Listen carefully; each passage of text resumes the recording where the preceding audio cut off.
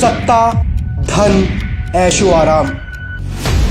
इसके लिए कांग्रेस ने करीब 70 साल की अपनी सरकारों में देश में तुष्टीकरण की राजनीति को हवा दी। वोटों के लिए बार बार बहुसंख्यकों की अनदेखी की गई। इसलिए आज जब मोदी जी के कुशल नेतृत्व में देश लगातार कोरोना जैसी महामारी से ऊपर उठकर विकास की नई कहानी लिख रहा है, तब भी गिद्ध राजनीति करने वाले कांग्रेसी देश में भेदभाव और असमानता का जहर फैला रहे हैं। लेकिन ऐसा पहली बार नहीं हुआ कि कांग्रेसी हिंदू विरोधी काम कर रहे हों।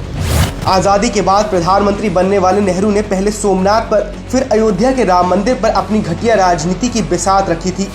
पूरी दुनिया जानती है कि इसी तुष्टीकरण की राजनीति के चलते नेहरू ने कश्मीर और देश को कैसे धोखा दिया।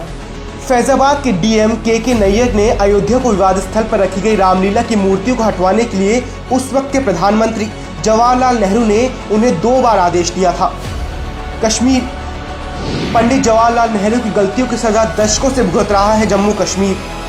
अनुच्छेद 307 का था जम्मू कश्मीर का वीटो पावर। पंडित नेहरू की जिद से जुड़ा था अनुच्छेद 370। हद तो तब हो गई जब यूपी सरकार में रिमोट से चलने वाले पीएम मनमोहन सिंह ने एक और बार देश के संसाधनों पर पहला हक अल्पसंख्यकों का बता दिया। मनमोहन सिंह ने कहा था कि देश के अल्पसंख्यकों का ही यहाँ के संसाधनों पर पहला हक है।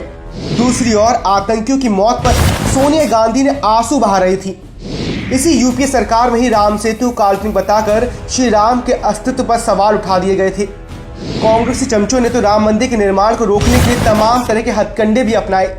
सुप्रीम कोर्ट में कपिल सिब्बल ने कहा था कि इस मामले की सुनवाई को 2019 के आम चुनावों तक टाल देना चाहिए।